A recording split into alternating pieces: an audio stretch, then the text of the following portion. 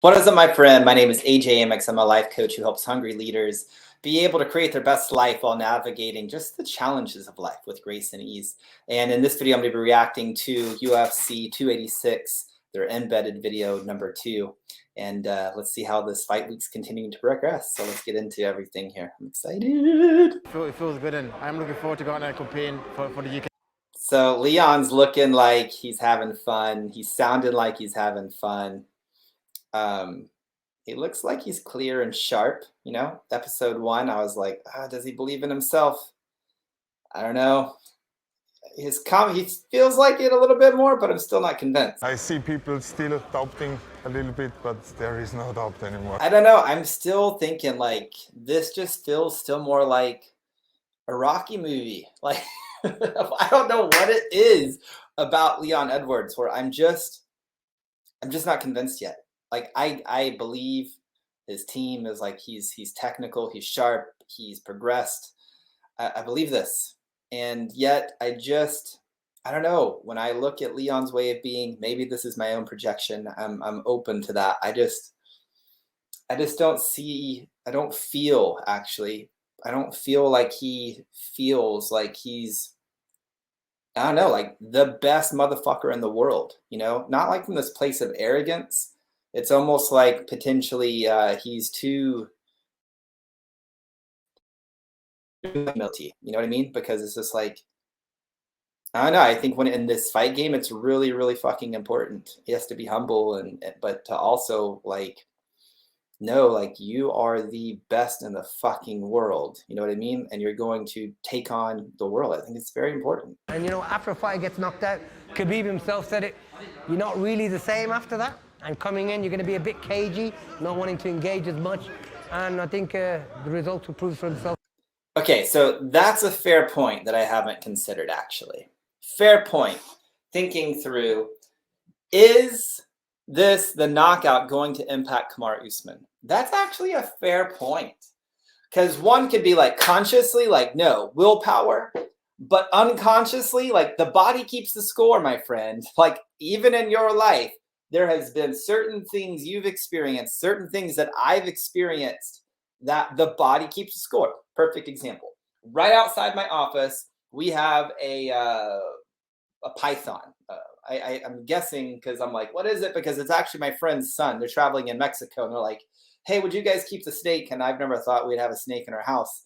And my wife and my daughter were like, yes, we want to keep the snake. So Bear is chilling right there, right outside my office. And every time I see Bear, it's getting more and less and less and less. But when he first was here, my body was like, when I was holding him, and he's super kind, I was like energetically, unconsciously, like, and maybe this goes back to the epigenetics. If you buy into, and there's plenty of science that demonstrates that, you know, stuff is passed down into our DNA. The other 99% junk DNA that doesn't carry stuff, bullshit. It carries a bunch of fucking shit. It's called epigenetics. Anyway, body keeps a score. So probably at some point in time, like in order for me to survive as a human a long fucking time ago, it was like beware of snakes. And that's still like in me. And so to this day, when I hold the snake, there's a part of me that's like, and yet willpower consciously, I'm like, it's okay. Everything's good. Pet Bear, love on him, put him back in this thing. So this is what I'm getting at is this is a very interesting point. Is really Kamaru Usman's body probably is going to keep the score that he got knocked the fuck out. His body's going to be like, yo, bro, you weren't safe when you were here in this ring. Like you were great for 4.5 minutes and 4:45, whatever it was, in that last round. And then all of a sudden, boom, right? Body keeps the score. So how is Kamaru Usman going to navigate that? The good news is as long as he's aware of it, then he can maintain his breath and use his mind to like continue. But it's true, body keeps the score. Body keeps the score. Going to be interesting. If you're black, you'll be more ripped. It will show more. Need to get one of them. He just said if it was black, it would show more. That's fucking funny. This is a six-pack as a black man. Wanna come out, don't show us shrinkage. I'm no more man than this. Women on the nipples and then. So I love that Leon Edwards is doing some cold therapy here for recovery. I do cold showers every day. I encourage all of my clients to do some type of cold showers, cold therapy, because it's a great way to not only get like body recovery, inflammation, but there's a lot of great like mental benefits. Again, keeping your mind sharp, your body's like, I don't want to go because it's cold. And it's like, no, we're going in here and we're going to master our breath and we're going to breathe. It's a great mind thing. If you're not doing cold exposure, highly recommend it. Super good. I've been here since Wednesday, I think.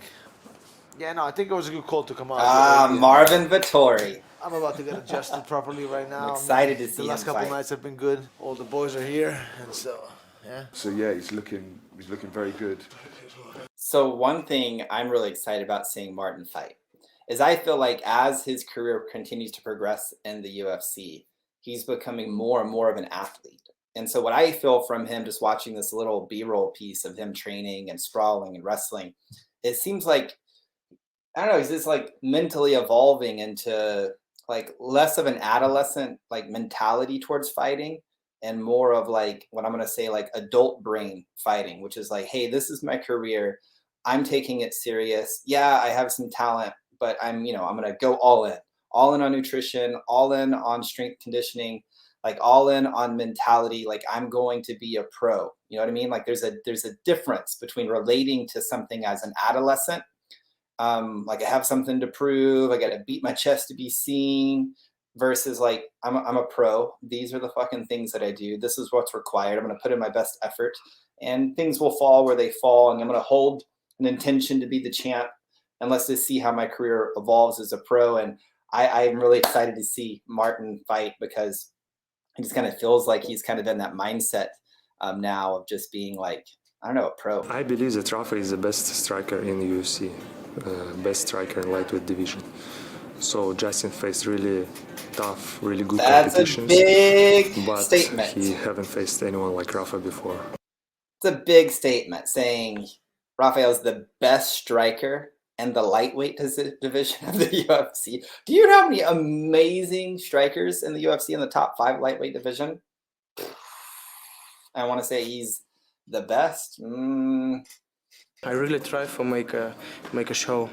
I really try to people remember me like this. So one of my thoughts about Fiziev here versus Justin Gaethje, I feel like his way of being as he's training is more energetic. My guess currently is as the fight progresses into deeper and deeper waters, it's going to be more advantageous to Fiziev. It just seems like he has the energy that's going to carry him into the later rounds. Not saying that Justin doesn't. Justin has fucking cardio for days. I just feel like it's different. I feel like Fiziev's cardio is like still sharp and quick as it progresses into deep waters. His way of being is more like playful, like energetic, like I don't know, in flow. And then Justin's from the first episode of UFC 286 Embedded is like in training, and again they're like way deep, right? So I'm not knocking his training or anything. It just feels like his movements are slower. He's still sharp, like Justin's still sharp and crisp, but it's slower. It's more of and maybe it's because of his wrestling background where it's more of a grindy positionality to relating to the fight. It's like more grindy, and maybe Fiziev's positionality and relating to the fight is more like playful and light, and I think that's going to play into the fight in a really big way, actually. I was actually really comfortable at this point. I thought we were going to stop him, to be honest with you. But Chandler's just so damn tough. So here's a great analogy. Justin Gaethje fighting Michael Chandler, okay? So ways of being distinctions is very similar to Fiziev and Gaethje, in my opinion, my perspective. Okay, and this could play completely out differently on Saturday. And this is why we love the fight game. But similar, different ways of being energy, right? Gaethje was there the whole time with Chandler, constantly pressing. But Chandler's positionality into the fight, relating even to the same thing, was more like playful and light with it. When Justin was more like gritty, grimy, and just like grindy. It's the best word I can come up with it. Like it's more of this like grindy, like and Chandler's more like sharp and crisp, and Chandler ended up winning that fight. So it's going to be very interesting. I think this fight could play out the very same way for Justin Gaethje. It's going to be an amazing fight, probably a contender for fight of the year anyway. But the energetic dynamics of it, I think it may be Justin Gaethje pushing the pace, having kind of this way of relating to it that's grindy, and then Fiziev being more sharp, more crisp, and just having more like playfulness to it. And I think he comes out on top potentially. The other thing that's present for me here too is, this is what I said in my other video about in episode 1 for this. If you haven't seen it, I'll link it up here in the description below or something. Like Gaethje wants to be the highlight, like that's his nickname. And so like, is he just okay, like mentality wise of like, yeah, we put on the great fight of the year contender. Like we're good. You know what I mean? And he's even said in the past, he's only has like 5 big wars left in him. And I don't know what that number is anymore. And Fiziev isn't about that. Fiziev is like, yo, I want to be champ. And I feel like it's a different thing. And I'm not saying one is better than the other. I'm not saying Fiziev's goals, his mountain of being the champ, is a better goal than Justin's goal of potentially of just highlight. It's just different. And it's perfect. It's just a different way of relating. And my guess is if Fiziev wants to be champ and he's hungry for it, then it's going to play out that way for him. And if Justin just wants to put on amazing fights for the time that he's here, he's going to do that. And they're both, and this is what's cool about life, they're both embodying their purpose, meaning they're both actively involved in creating the life experience that they want to experience here and now. And Justin isn't wrong for what he wants to experience and that he's creating. And Fiziev isn't wrong for creating what he's experiencing. There's just 2 different paths. And it's not even up to the same mountain. It's almost like potentially they're climbing 2 different mountains. And this is a great lesson for you too, because oftentimes people are comparing themselves out there, which is a game that is going to rob you of self-love. It's going to rob you of your own identity. It's going to rob you of your own confidence and certainty. And the real question is like, what mountain do you want to climb? What game do you want to play? Because it's not about what you should be doing or shouldn't be doing or any of that. It really is coming home. And I do believe both of these fighters, at a way of being level, are home in the pursuit of what they're pursuing. And I think it's very different things for these 2 different fighters. I'm so like mentally, like, what's going on? I was too chill. I was so chill the whole time. I was like, damn, in my back. This is going to be interesting how this plays out, because Kamaru Usman does seem to have that type of personality where he's chill. You know what I mean? Which is great, but it's almost like, it's like, as he's talking about here, he's in a compromised position, and yet energetically, it's almost as if he's out and he's watching and witnessing what's going on, and he's thinking about, and this is a very spiritual kind of distinction, because it's like your body's doing this thing, but then there's this other part of you that's like out, that's watching everything and analyzing. And that can be great. And it also could be a downfall. And here's what I mean by that. It can be great because you're detached from the outcome and you're really watching objectively. And so you can see more of what's going on. The downside is you're watching, and if you're going into your mind to figure it out, well, you're no longer in experience. You're no longer necessarily in flow. You're actually living in what we talk about at the Becoming Institute often, what we talk about at Uprising. One of the events I run with Jonathan Heston every single year is the distinction between concept and experience. And there's a distinction. And it's not that concept is better than an experience or experience is better than concept. Part of the beingness of being human is understanding that we are all of it. We are concepts and we are experience. And most of us have been entrained to only play in the land of concept, right? Jonathan and I, we teach people how to come home to experience and do both, right? And when we're in a flow state, we're really in experience. It's like we've put in the work, we've put in the skill sets, we've trained, we've done what's required. And then there's this full-on surrender into experience where you're just trusting yourself moment by moment. And are you still using concepts? Kind of, but it's more like you're just being with the, and it's hard to put into words about this. But here's the thing, my whole point in this is like if Kamaru Usman is out and he's in the land of concept watching, trying to figure it out, it's not the same as him being in and trusting himself to like trust the thing beyond him. I'm going to call it spirit. I'm going to call it God. I'm going to call it his intuition. I'm going to call it his essence, right? To be in the flow, right? And so, yeah, it could be a blessing and it could be a curse. So it's going to be interesting to see how that plays out for him. There's a ton of anticipation going on right now, and we're ready to go. There's no doubt in my mind that Kamaru Usman is the more confident fighter coming into this fight than Leon Edwards. I keep saying this over and over again. It's like Rocky fighting Leon Edwards being Rocky. And like he's put in the work, but it's like proven to himself that he's enough. Rather than just like having this full body, like I fucking know who I am and I'm going to demonstrate it on Saturday night. I just don't see that. I don't feel that way of being from Leon Edwards. I do feel that way of being from Kamaru Usman.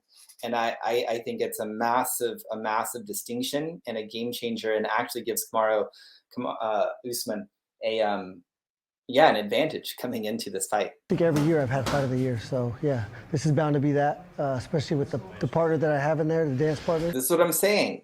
Maybe potentially, maybe I'm wrong, but you just hear it through Justin Gaethje's career, like the highlight. It's all about putting on those moments for the fans. And so there's nothing wrong with it. It's just a different path up the mountain, rather than being, a title challenger or winning the title. It's more about, best fights. We're going to a dark place on Saturday and planning on drowning him. So here's another distinction. Gaethje always talks about like going to deep water is a dark place. Energetically though, spiritually speaking, the light always triumphs over the darkness.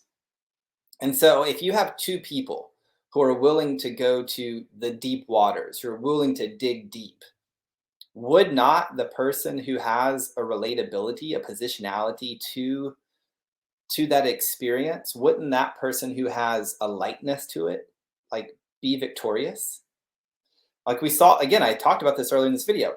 Michael Chandler seemed to relate to the deep waters through lightness, and Gaethje seems to relate to the deep waters through darkness. Again, I'm not saying one is bad, like it's bad. I am saying, spiritually speaking, the light always casts out darkness, right? And so it's an interesting thought. Is it true? If one is going into deep waters, if they're relating to it through lightness, well, do they have the upper hand? That is my question. They're both so dialed in, and I almost got to pull them apart sometimes. It's like seeing these guys peaking at the same time, but engaged mentally. Woo! Man, I'm so pumped. It's gonna be so exciting. I can't wait till Saturday. Thank you so much for watching this video. I hope you got some insights into the fights. I hope you got some insights into ways of being. And I really hope that it serves you. If you like this, if you're getting insights, please like the video, hit the subscribe button, and I'll see you in a different video. Thank you so much for being here.